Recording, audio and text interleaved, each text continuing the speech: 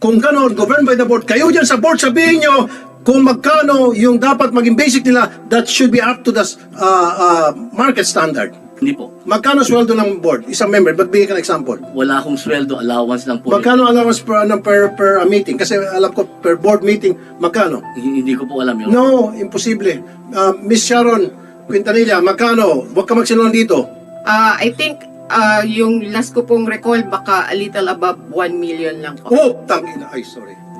1 million performance. A year po yun, sir. Kaya nga. Ang basic salary ko po is 10,598.98.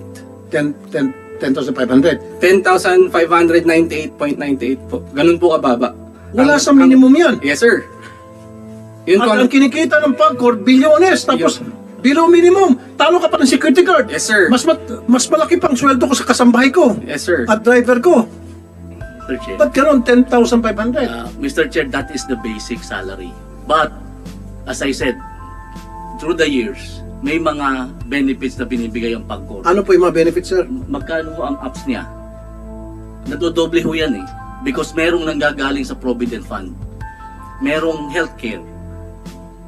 Merong Ito yung concern ko po sa take-home pay. yung take-home pay ko kasi, yun nga ho, doble Kahit pa yun. sabihin natin sa tatarin mo ng benefits, health benefits and all, pero pag uwi niya ng bahay niya, 10,500 ang tatanggap niya sa isang buwan, kulang po yun. Mr. Chair, Sa isang pamilya na dalawang anak. Mr. Chair, ang sabi ko nga ho, doble yun. Because of that release no sa Provident Magkano Fund. po magkano take-home pay niyo po? Sir, una po muna. Magkano po yung Ano regular? po magsasabi kasi matagal na po ako sa PAGCOR since 1986. Ang basic salary ko is 15,500. Mayroon din akong allowance lang.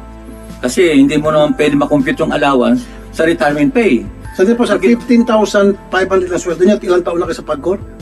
37 years. Sa 37 years, hanggang ngayon, 15,700 lang sweldo niya. Wala pa sa minimum. Again, Mr. Chair, that is the basic. Regardless, sir. No. No. Basic is basic. Sige, naintindihan ko ang basic. Pero dapat, ang basic pay niya, that dahil 37 years na siya sa PAGCOR, hindi na dapat 15,700. Your Honor, that was the way it was structured by previous administrations na... Well, then, sa baguhin Provident- natin tong structure ninyo. Yes, Mr. Chair, but we are, because there is the GCG law since 2010, hindi ho namin mabago. We are just now applying for the CPCS. Pag nabago ho po yung CPCS, doon po lataas yung basic. But we have to go through that process, Mr. Chair. Yung mga matataas na opisyal sa PAGCOR, nagsiyaman na naging bilyonaryo na, alam niyo naman yan eh. Samantala itong mga empleyado, yung napapakanda ko ba, meron kayong mga empleyado, mga boss niyo dyan, pag lumabas sa kalye, 10 caravan na bodyguards. Bakit magbabodyguard pag karami-rami? Takot ba siya na, dahil kumikita ng limpak-limpak sa lapi, samantala yung mga tao niya, barya-barya kinikita. O naging problema namin since 2010, Your Honor, yung pong CPCS. No, sir. Well, we have to revisit that CPS law kung batas ba yan para magkaroon ng adjustment at ito mga employees nyo sa PAGCOR na pagkatagal-tagal ng 37 years, 15,000 pa lang, Senator Coco. I'd like to acknowledge the presence of Senator Coco Pimentel. 15,700 you said? 15,500 po. 15,500, Senator Coco. 37 years. 37 years. Yung kanyang basic pay. Hindi makatarungan yan. Sabi mo mayroong batas. Well, I'd like to see that law and revisit that and change that. Amend that. Para pumantay sa industry standard yung kanilang sweldo. Yes, sir. Mr. Tungkol po sa sinasabi niyang CPCS na ginagawa sa ngayon, since naglalabas si President Rodrigo Duterte ng Executive Order 150 ng 2021, October. Pero ang nagtatanong po ako sa GCG, bakit hanggang ngayon hindi pa napapatupad sa amin ng CPCS? Samantalang kami na lang ata ang GOCC na hindi nabibigyan ng ATIO ng CPCS authority to implement. Ang sabi po sa akin ng GCG, dinidribble daw po ng PAGCOR para hindi matuloy ang CPCS. Ayan, bakit hindi dribble, Mr. Mr. Chair, Salvosa? hindi ho totoo dinidribble namin. Actually, minamadali ho yan. O kung minamadali, sana wala na sila dito ngayon, hindi sila magreklamo. Actually ho, hindi ko alam kung sino nagsabi sa kanyang dinitribol ng Pagcor. Sino nagsabi sa inyo na tinitibang Ang head executive assistant po ni dating chairman ng GCG ni Commissioner Quiros, Justice Quiros. Ang nagsabi po sa akin, si Attorney Remus Reyes, na oo, nagpapasa po sila, pero kulang. Anin mo yung kulang kung hindi naman ma-aproban.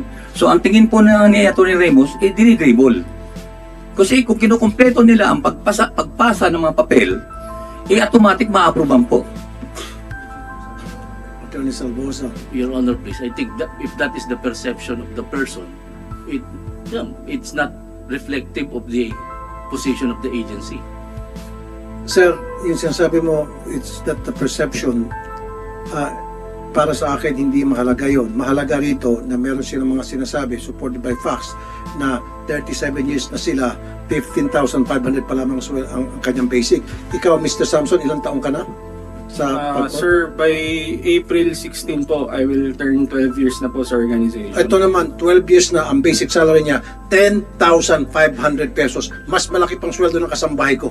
Actually nga ho, Mas malaki pang basic na sweldo ng kasambahay ko sa 10,500. Ito'y 12 years na sa inyo. At kumikita ang Pagcor ng bilyones. Actually ho sir, yun nga po ang sinasabi ko. That is how the benefits package and the compensation package. Nasa batas ba yan? Hindi po, kasi before the GCG. Hindi nga, nasa batas ba yan? So, sa Pagcor lang na ano yan? Noon po kasi ang No, before. ang tanongin ko, di wala sa batas. Your Honor. So, kayo lang gumawa-gawa. Your Honor, No, yes or no lang. Kayo sa lang batas po, Your Honor. Na anong klase, anong Doon batas? po sa charter ng Pagcor may nakalagay pong provision that personnel policies of Pagcor shall be governed by the board. Governed by the board. So, kung gano'n, governed by the board, kayo dyan sa board, sabihin nyo kung magkano yung dapat maging basic nila, that should be up to the market standard. Industry standard. Wala sa industry standard to. 37 years, 15,500 pa lang yung kanyang basic. 12 years, 10,500 yung kanyang basic. Kayo lang pala dyan sa board ang gumagawa ng patakaran. Your So Honor, baguhin yung patakaran. Sino ba yung mga nasa board? Ah. Magkano ba sweldo ng bawat board? Ikaw, member ka ng board. hindi po. Magkano sweldo ng board? Isang member, ba't bigyan ka ng example? Wala akong sweldo, allowance lang po. Magkano allowance per meeting? Kasi alam ko, per board meeting, magkano? Hindi ko po alam yun. No, imposible. Miss Sharon Quintanilla, magkano? Huwag ka magsinungaling dito. Tumaas nga kayo, tumayo kayo, magkano kayo? Ipaot niya ito. Tumatagapag-comsec. Mag-out mga to. Sir, kukunin ko lang po yung specific. Na, mag-out ka muna. Comsec.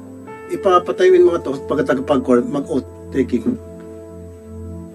Can you please all stand up from people from Pagcor?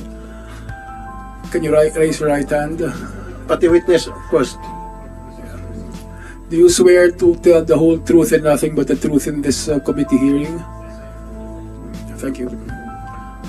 Okay, Mr. Sharon Quintanilla, yung sweldo ng board sigun sa pag merong board meeting. Tama? Meron pong allowed na amount lang po per meeting po nilang Kaya nga, magkano yung kanilang allowed per meeting? Balikan ko lang po kayo, kukunin ko lang po yung exact amount. Ilang minuto? Saglit lang po, sir. May message lang. So ibig sabihin, tuwing board meeting na meron silang sweldo. Pag walang board meeting, wala silang sweldo. Yes, sir. On top of that, wala po silang ibang nakukuha. Pero on top of that po, meron silang nakukuhang performance-based incentive na annual lang po. Pero subject po sa approval pa din po ng GCG. I know, pero magkano yung performance? Variable po yung amount. Magkano yung average? I think yung last ko pong recall, baka a little above 1 million lang po. Oh, tangina. Ay, sorry. 1 million performance. A year po yun, sir. Kaya nga, performance lang ito, pero pa doon sa per board meeting, attendance board meeting. So 1 million. If we are No, annually. Para sa kanila tinatawag na performance rating na lahat naman sila nakakatanggap. ay depende po kung mamimit po namin yung Of requirements. course, mamimit yun dahil kayo lang eh. Meron po kasing required na makakuha kami ng at least 90% No, i-divide nyo nga yung 1 million ng aming divided by 12. performance po. Ha? Subject to GCG Oh, approval kita mo, po siya. lumilitaw na 80,000 a month. na pumupunta na to tuwing may meeting. Eh kung once a month lang yung meeting, ang laking pera tinatanggap. Samantalang ito, napapakandak ko ba, araw-araw nandun sa Pagcor, umulan, uminit, bumagyo, nandun sila. Per meeting meron pa rin. Mr. Chairman, Kaya nga, per meeting magkukulit pa meron sila. pa. Kaya nga, Meron pa. magkano per meeting? Oo, iba. O ngayon, malalabas yung kabalastugan nyo dyan sa Pagcor. Hindi, meron yun. Alam ko malaking per meeting eh. By the thousands yan eh. Samantalang ito sila ang dahilan kung bakit kayo nakakatanggap ng mga per meeting na yan na kung magkano libo at yung performance rating na by the millions because of them. Without them, wala yun. Kayo. Di ba? Oh, ngayon, tell me, magkano? Sige, so performance rating, sabi nyo, is 1 million. Yung sabi mo, depende pa. No, bullshit. Ay, sorry. Hindi ako maniniwala. Kayo dyan, pwede kayo maglutuan. Kayo sabihin, ikaw, 1 million performance rating, ikaw, 1.5. Ikaw, kunya, 500, pare naman, pat 500. 1 million na rin ako. O sige, 1 million ka na rin. Kayo lang dyan eh. Pag nagme-meeting kayo, wala namang, hindi naman in public, unless you will make it in public. Sige. I-open ko yung wanted sa radyo ko ng programa. Mag-board meeting kayo. Nainig ng buong Pilipinas. Para malaman natin na wala kayong lokohan. Or at least, gawin yung public. Sige. Hindi naman national security yan, di ba? O, kailangan dapat open to the public yung inyong board meeting. Para malaman namin kung ano yung mga pinag-usapan nyo dyan. O magkano po, Ma'am Quintanilla, magkano ang, so okay na tayo doon ang average na Senator Coco, 1 million annual performance rating ng isang board member. Ngayon, 1 million. Bukod sa 1 million, meron pa yung per attendance ng board meeting. How much? Huwag ka magsinungaling, taking ka, mahirap makulong sa baba. You are the VP of Finance. Dapat alam mo na ito noon pa. Grabe ka naman, ma'am. You came here not prepared. Dapat, ma'am, Meron bilang po kasi finance, amount per meeting and then may maximum pong amount na kahit lumagpas po yung ilang meeting, may cap po siya. So just to be sure po, okay. kukunin ko po yung data po. So, gusto ko magkano yung natatanggap average per ilang bang meeting sa isang buwan? Ilang board meeting sa isang buwan? Weekly po, merong pong... 4. Wow. Ito na. Magkakabulgara na. 4 times a week. A month. Okay. Ang tanong, magkano per board meeting? Ako, hulaan ko, 50,000 per board meeting yan. 200,000 a month. 50, hintay na. Pero ako hulaan to. 50,000 yan per board meeting a month. Napapatawa ka. Kung sa SSS ka, mas mataas pa. Eh, kayo pa kaya. Eh, sa mga SSS, hindi lang 60,000 pata sa SSS board members. O kayo sa Pagcor, mas malaki kasi sugal kayo eh, pera kayo eh. Yes, Mr. Alvarez. Ang alam po namin ay twice a week sila nagbi-meeting.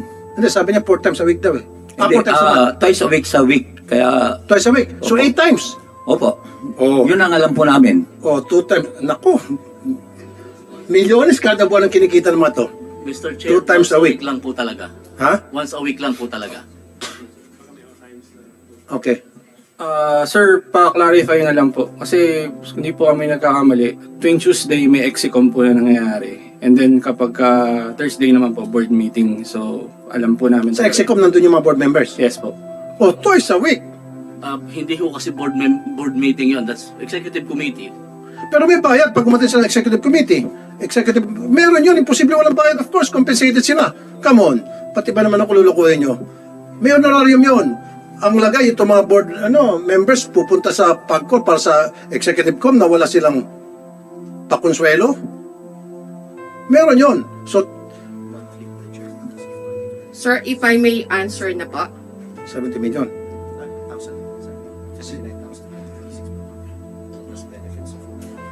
Okay. So, mamaya to si Chairman.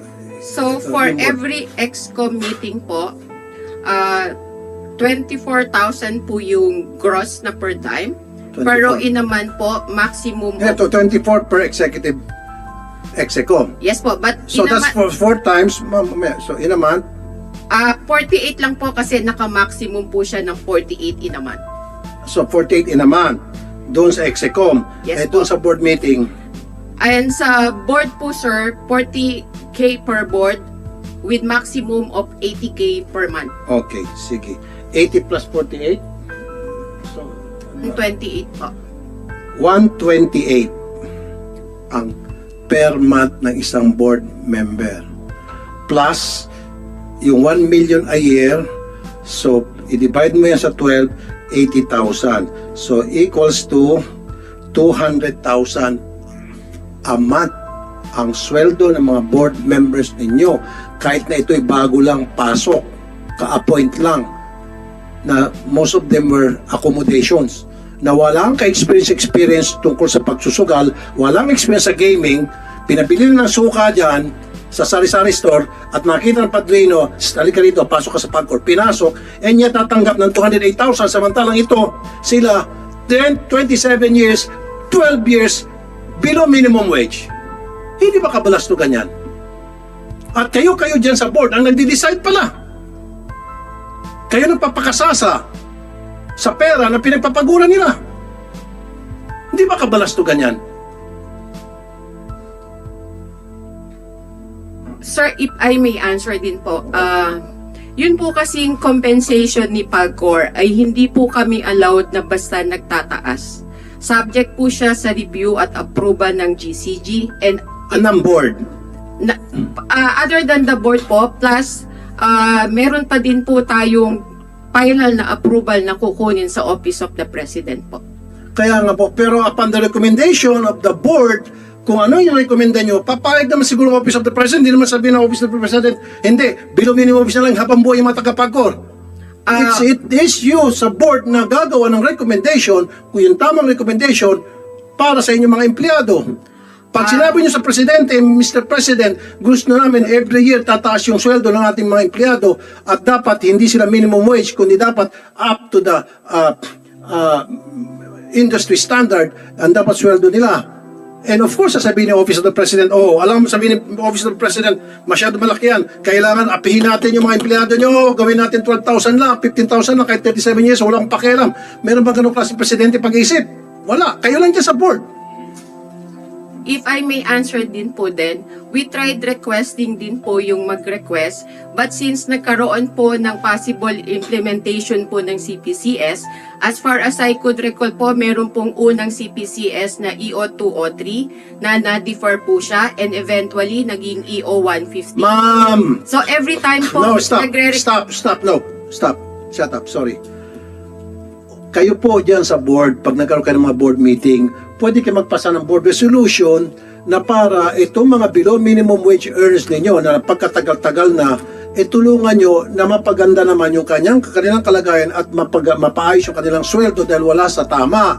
And then you would submit that board resolution ninyo kung saan pamaayos siya ng gobyerno kasama Office of the President, and I'm sure maaprobahan yan. Nasa inyo mag-uumpisa yan.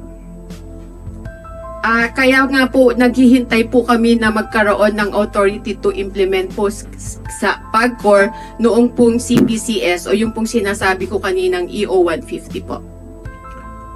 Pero kayo ho ba ay nagbigay na ng recommendation, nagpasa ng recommendation? Kasi napakababa na po, for so many years pala, ilang administrasyon nang lumipas, hanggang ngayon, na naiwanan ng panahon, below minimum wage pa rin sila. Meron bang gumawa sa inyo, man lang, gano'ng katagal na po kayo sa Pagcor? Mag 30 years na po. Magkano pong sweldo nyo? Ang basic pay ko po ay around 50k lang po. Bito, ba't mo nila lang 50k? Malaki yan.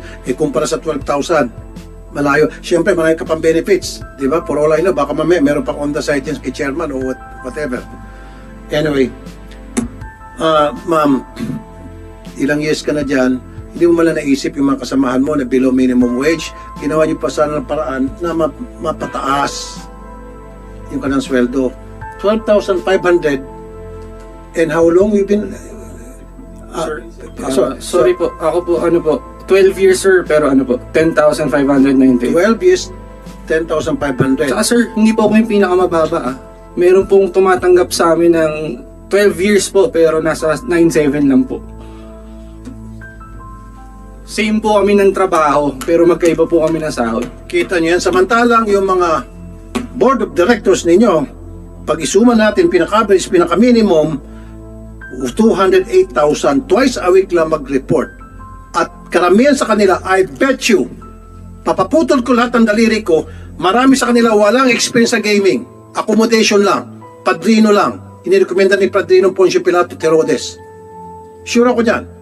And yet, tatanggap na 208,000. Ito, matagal na nagpapatakbo ng PAGCOR, below minimum wage. Hindi ba kabalas to ganyan? Alam niyo po yan. Wala man lang kayong ginawa. We tried requesting po pero sinabihan po kami na intayin na lang yung implementation po ng CPCS. Intayin for a long, long time and you've been there for how many years again, ma'am? Yung pong sinasabi kong EO2 o 3 ay matagal na po siya pero na-defer and eventually na-aprobahan po nung time ng Duterte yung EO 150. So, EU-150, so inaprobahan noon ng below minimum wage pa rin yung mga tao niyo? And lagi pong merong pong sinasabing moratorium, hindi ko lang po ma-recall kung So, ibig sabihin, lahat ng presidente pumapayag na apihin ang mga empleyado ng PAGCOR? Lahat ng presidente? Gusto mo, sulatan natin si President Duterte kung tama yung pinagsabi mo? Was it explained to him thoroughly na Mr. President, itong ni-request namin, ibig sabihin nito, below minimum wage ang tataasan natin yung sweldo ng mga PAGCOR employees at sinabi ni Presidente, no, hindi, moratorium lang. Wala. Hindi naman po diretsyung sa OP, laging nadaan po kami sa proseso kasi meron po kaming mga limitation, let's say kagaya po ng sa GCG. Pero nirecommend nyo po ba sa mga agency na binabanggit nyo na in-explain nyo rin doon na napakababa ang sweldo ng mga PAGCOR employees, way below minimum wage. Meron tayong batas sa minimum wage, remember? Meron tayong batas sa minimum wage. Tapos ngayon, kayo ay under sa government ano kayo, entity. And yet, hindi nyo kayang sundin kung ano yung nakalagay sa batas. We tried to point it out po. In fact, even in one of the meetings po sa Malacanang, we highlighted that this is ito lang po yung BIP or basic pay ng mga nakukuha ng PAGCOR. Pero still po, hindi po kami ganun na pagbigyan po ng pansin. Okay, so sinabi nyo sa Malacanang, sino dun sa Malacanang sinabihan nyo po? Actually, in one of the meetings po specific with the GCG kasi nga po yung... Hindi nga po, sino nga po doon at did you do it in writing in black and white? And I'd like to see a copy of that. Dahil kasi from now on, ako mismo, kung kinakailan pupunta ko in person sa Malacanang, ibibigay ko yon. Time pa po ito ni dating President Noynoy Aquino and under the Nagyat admin po. We try to point out po na ganun lang po yung basic pay namin. Mahina po, kayo mag-explain. compared to other government agencies. Kaya nga po, mahina kayo mag-explain. Baka hindi nyo kayang explain na maayos. Kasi kung it was properly explained na kailangan taasan na natin itong mga empleyado natin, below minimum wage sila, meron tayong batas na sinasabing dapat na sinusunod yung minimum wage sa gobyerno tayo, kailangan taasan na natin yung kanilang sweldo. Kung explain niya properly, I'm sure yung Malacanang papayag. Sino ba naman hindi papayag na presidente na aapihin yung mga empleyado ng gobyerno? Hindi ko lang po ma-recall pero meron pong parang nilabas na issue na talagang hinalpo or sinuspend po yung mga possible na increase sa sweldo. So, lahat po yon we tried kahit po yung realignment lang ng aming mga benefits pero still, lagi pong nasasabi na hintayin na lang namin yung CPCS po. Okay, what the CPCS Ang stands problema po sa CPCS, sabi nga po ng taga-GCG, dinidribble. Kaya hanggang ngayon hindi pa napapatupad. Ayun. Yes, Mr. Samson. Sir, if I may po, regarding din po dun sa nagiging delay po sa CPCS implementation, ang problem po kasi namin sa PAGCOR, hindi po ini-incorporate yung mga employees sa planning pa lang. For example po, nung focus group discussion po, si Sir Oka po ay kasama po sa pagbuo po at pagbalangkas po ng batas para po dun sa CPCS implementation. Pero kasamaang palad po kasi, dahil po may galit sa kanya administrasyon, hindi po siya hinahayaan na sumali po at makilahok dun sa paggawa po ng mga policies and namin pagdating po sa CPCS. Kaya nga po kung tatanungin niyo po sila ngayon, ang change management team po namin at ang technical working group po namin, wala po kaming representative sa rank and file na inelect po namin. Lahat po yun inappoint lang nila na sila lang. Ganun po kalala sa amin ngayon. Okay, so sa next hearing, COMSEC, imbitahan natin sino yung mga dapat imbitahan, Mr. Alvarez, sa tingin nyo, para mapabilis na itong approval sa action sa CPCS. Imbitahan po natin si chairman para Chairman. So I need Chairman Chairman Altenco here. saka si Gian po. Ako Sir, saka si Sean Cao. Sino si Sean Cao? sir, bali ako na lang po ang mga persons involved po sa management, si SVP Dan Cecilio po, si Vice President Lito Domingo po, Okay. si VP for Legal, si Sir Rod Consolacion, tapos si Chairman po. Kasi Four of them. Opo, yun sa top ranks po, yun po talaga yung kailangan natin. Okay, meron Siguro siya pinabagit sa Malacanang. Sino sa Malacanang na nagaharang? Miss Sharon. Kasi sabi mo, pinasabit sa Malacanang at meron taga Malacanang na nagsasabing hindi. Lagi pong nagagamit yung possible na implementation po ng Kapag pangalan sa Malacanang, sino po yung approving person doon sa Malacanang, approving authority, aside from the President, of course? usually po ang nakukuha naming document ay galing po sa ES. Office of the Executive Secretary, siya mismo ang nag-disapprove na tataasan yung sweldo. Meron po kaming mga request na meron po silang official na reply po. So, meron kayong request, official reply na hindi tinutugunan ni ES. Nami-mention po doon na we need, Pero sino final approving authority? Are you saying ES? based on document, yun po yung nakita ko po. Siguro, COMSEC, we can invite a representative from the Executive Secretary's office for this. At saka yung binanggit yung apat na Dagdag ko po sa invitation ang chairman po ng GCG. Na GCC. si Attorney Marcos, Okay. COMSEC, isama natin sa invitation. chairman po ng GCG, para malaman po natin, maliwanagan natin kung ano pong status ng PCPs Yes. namin sa... So, ulitin po natin, nakikinig yung COMSEC, GCG, Opo. okay. Tapos, si Chairman Altenco, okay. Senior Vice President Daniel Cecilio, Daniel Sicilion, Senior SVP ng PAGCOR.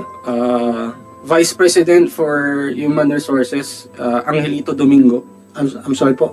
Vice President for Human Resources Department, HR po, ang Angelito Domingo. Angelito Domingo, okay. And then yung Vice President po nila for Legal Counsel po, Legal Department po, si Sir Roderick Consolacion. Wala dito, konsolasyon. Okay, so sa next hearing, all these people will be here. They will be invited para matapos na itong problema. Go ahead po, Mr. Samson. Sir, balikan ko lang po, since ang naging initial issue naman po natin is yung pagkaka-determine po na redundant po kami, di ba? Sir, dineclare po nila kaming redundant effective February 18. Final po yun. Parang dinesisyonan na po nila kami. Pag sinabing redundant, what does it mean? Ang nakalagay po kasi sa letter, hindi to po, dala ko po pala. Ito po yung certified true copy po ng redundancy letter namin. Ano pong sabi dyan? We hereby declare you redundant effective February 19. Ganun po ka-affirm. Pakita natin kay Senator Coco, being a lawyer. Senator Coco, here's the copy. Okay. So, redundant means we don't need your services Yes sir, anymore. parang Dismissal wala letter na kayo. siguro to. Yan, sir. Tulad nga pala sinabi niyo sir, sinipak po kami. Sino pong nag-issue? Ang sabi po nga ni chairman na Altenco po sa amin nung isang taon ng meeting, tsugi na kami. Sinabi niyo yun? Tsugi na kayo? Tapos, tawag dito? Yung That is final and executory, sabi niyo po. final and executory po. Redundancy. Dapat before the hearing pa ito. So anyway, Attorney Salvosa o Ms. Quintanilla, sino sasagot? Pinagsisibak niyo yung mga empleyado ninyo. Mr. Chair, that is the first notice. As you can see there, Mr. Chair, pwede silang mag-apply dun sa placement. They are declared redundant because the available vacancy in the company is fewer than the positions that are in new post.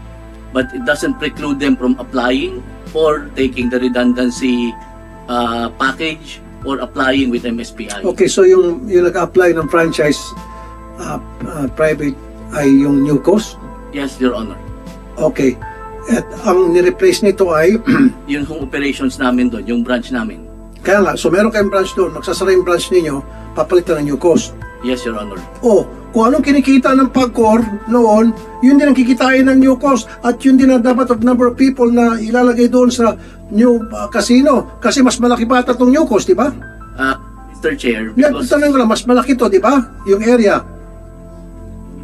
same lang sila. Yung, Same lang. Yung casino mismo na yun, Your Honor. Yung mismo casino pala mismo yun. Yes, Wala Your pa, Honor. yung building, iti-take over lang.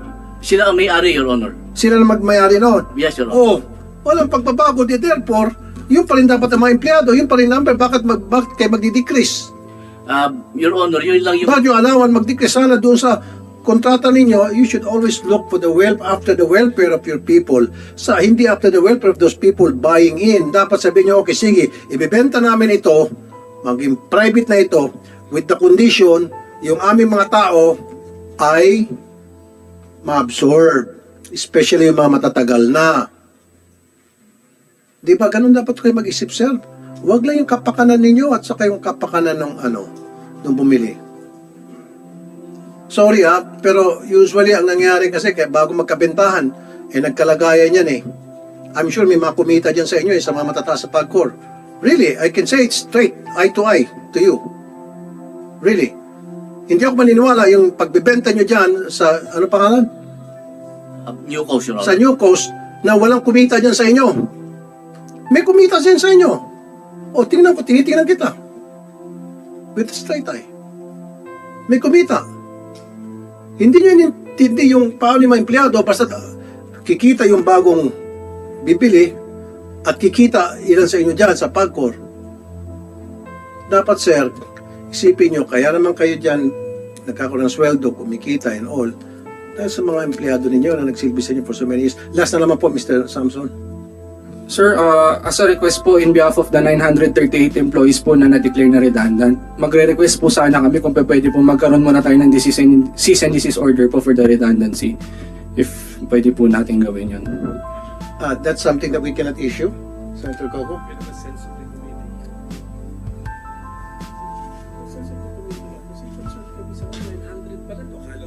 900.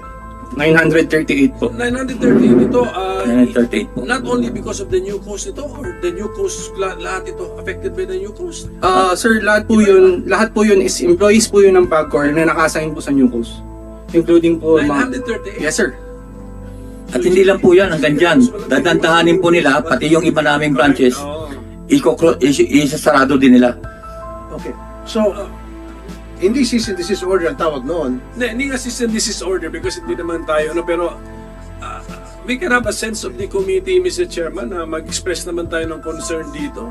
Hanggang doon lang po kami sa extent ng aming pwedeng gawin po, na hindi, Attorney Salvosa, these are employees of PAGCOR. Yes, Your Honor. But So if PAGCOR privatizes a certain casino, they were a branch.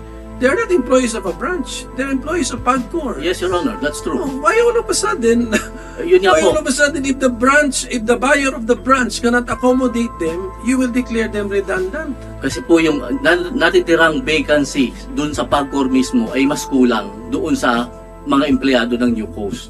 Okay, kasi ang ginagamit mo reasoning, si New Coast, ayaw na silang i-absorb, dahil may legacy cost sila. Eh, ang bababa naman ang sweldo nila. So what are we talking about? Correct. Actually, Jose, At sana, bago sila bumili, kinondisyon nyo, gusto nyo ba? Sa kontrata, condition mo, na dapat absorb sila. Kung hindi na ibibenta to. Dapat ganun ang diskarte ninyo. yun nga po sir ang naging usapan doon. Oh, Kaya lang yun nga. ano ka lang hindi? Pag nilagay sa kontrata, sige, ibibenta namin ito sa inyo, papayag kami na ma-privatize na itong kasinong ito, kayo magti-take over. Unang kondisyones, yung lahat ng empleyado ma-absorb, maliban na doon sa may mga record, pwedeng alisin nyo. Pero yung walang record, absorb lahat. O, pag sinabi niya, payag kami, walang ifs, walang but, pipirma sila. O para pag nagkapirmahan na, hindi na sila pwedeng basta-basta matanggal. Hindi sir Hindi sir. Hindi nyo tingnan yung kapakanan ng inyong mga empleyado. Tingnan nyo kapakanan nung bumili, nung pagbenta nyo at kapakanan ninyo, ilan dyan sa inyo sa PAGCOR na kumita. hindi natin maglulukuhan pa. Tuwing merong bentahan na ganito, may kumikita dyan sa inyo. Kung sino, I don't know. Diyos na lang nakakaalam. At kawawa naman itong mga pobre nyo empleyado. You see? Now, yung may tinatawag na sense of the committee, hindi yung cease and desist order. So that is something that you have to issue. Okay. Yung tinatawag na sense of the committee. Yes, Your Honor. So we the senators pala will vote on the issuance of the sense of the committee. At kapag napag-agrihan namin to, then status quo, walang matatanggal sa kanila. I cannot guarantee that, Your Honor. I'm not in the position to guarantee that. Well, then makukontempt kayo. Ganun. I cannot answer for Kaya nga alam mo nangyari dito kasi kabalastugan yung ginawa nyo eh. Hindi nyo tinong kapakanan ng mga empleyado ninyo eh. Sana bago kayo nakipag-enter into agreement with this company who's the owner of New Coast? International Entertainment Corporation po, Hong Kong based. International Entertainment Corporation. Entertainment Corporation. Sino may-ari? Si Sir Howard Ho po yata. Howard Ho. International Entertainment, ano po? Entertainment Corporation. International Entertainment Corporation. Oh, Hong Kong based po. Hong Kong may sa may-ari si Howard Ho po yata, sir. sino nila sa Pilipinas? Of course, may representative sa Pilipinas siya. Yun nga, sir. Hindi po namin nakita kung sino po yung Filipino counterpart nila. I need the name of that person. Provide it to us. Okay. Sino yung Pilipino dito na partner nito? Sir, kasi yung naging problema nga po yun, hiningi po namin yung requirements such as the PL, the MOA, the contracts. Hiningi po namin yun during the town hall, pero hindi po nila binigay Kaya sa nga, amin. this Pwede ko time, bang basahin po itong ano? this time, Mr. Salvosa, The board Ay, sorry. Gusto ko po i-provide nyo sa susunod na hearing yung pong MOA, yung contract ninyo with Entertainment Corporation. Of course, I need the names of these owners and then yung Filipino representative nila dito sa Pilipinas. Provide us with those documents. Yes, Mr. Chair. And magkano lahat nabentahan na ba o plano pa lang ibibenta? Hindi ko binibenta. Walang benta. Okay, anyway, plano pa lang and we need to see the MOA. Meron palang MOA talaga ibebenta na yan. Nagkaroon na ng MOA eh. Hindi ho benta, lisensya ho ang binigay sa kanila. Kaya nga, ang susunod na yan, mabibenta na. Binigyan niya ng lisensya. Why would you give a license to someone na wala kayong intensyon na bibigyan sila ng ng operations? Wala ho kaming ibibenta. Kanila ho yung property. Kaya nga, parang gano'n na, binenta nyo sa kanila yung sila lang mag-ooperate. Sila lang magti-take over sa inyo pag-ooperate. Kung magkano yung revenue na kinikita ng PAGCOR on that particular site, na casino na yan, sila na mapupunta sa kanila. Pareho lang yun. Pinaikot mo lang ako eh. Go ahead po, Mr. Alvarez. Hingi rin po ng ng board of directors na nag-meet sila at kung sino yung nagdesisyon na ibenta. Na yung at pangalawa, yung pong dating kontrata po ng between MSPI and PAGCOR bago nagkaroon ng provisional license. Importante po yung makikita natin. Ano po, S? Ha? MSPI po, Marina MSPI? Ano yan? Marina Sands Property Incorporated. Marina Squares po. Marina Squares Property Incorporated. Manila Square. Bakit kailangan niyo po ng contract niya? Nagkaroon po ng dati, may contract po yan, nagkaroon ng renew. Yung gusto po, ilabas po nila kung magkano yung kontrata ng renewable, kung kailan mo matatapos. Sir, Yun po kasi naman explain ko lang po paano. Before po kasi mag-turnover po, na binigyan sila, nag-grant sila ng provisional license, ang agreement po ni PAGCOR and ni MSPI o yung New Coast po na pinagtatrabaho namin is proponent type of business po. So meron po yung kontrata na kung hanggang kailan po matatapos yung proponent type po na yun. Yung kontrata po na yun ang kailangan po nila ipakita. Okay, Kung kailan dito po dapat sir, matapos yun. kasi baka buti tayo hanggang madaling araw dito. Kasi every time meron kang bagong questions. Why don't you write down all your questions para sa susunod na hearing, yun yung ibabato natin sa kanila.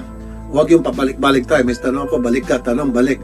So, kasi bigla lang to sinalang eh. Sana bago to nasalang sila, prepared na lahat ng mga questions. So, sulat mo lahat ng mga questions mo, lahat ng mga hinayin nyo para sunod na hearing na pinatawag natin sila. Nandito na silang lahat. Pasensya na po, Senator, kasi ganyan lang kami naka-attend ng hearing. First time Ano po. ba? And salamat po sa opportunity, Senator. So, we request those invited to submit their position papers to this committee, SB number 2621. Yeah. So, isubmit nyo po lahat ng mga questions ninyo. Opo. And kayo dyan sa PAGCOR, alam mo, nag-init ang ulo ko sa inyo. Pasensya na. Not you guys personally, hindi naman kayo members ng board. Ito members ng board. Nagagawa-gawa sila ng board resolution na hindi iniisip yung kapakanan ng mga tao. Dapat, bago kayo yung mga taga-board, yung members ng board, iniisip din kapakanan ng mga empleyado. Of course, isipin yung operations ng PAGCOR. Paano kumita? Paano makapagbigay ng share sa gobyerno sa income ng PAGCOR? Of course, kasama yan. Pero dapat kasama din yung mga tauhan ninyo. Because sila naman yung nasa likod ng pagpapalag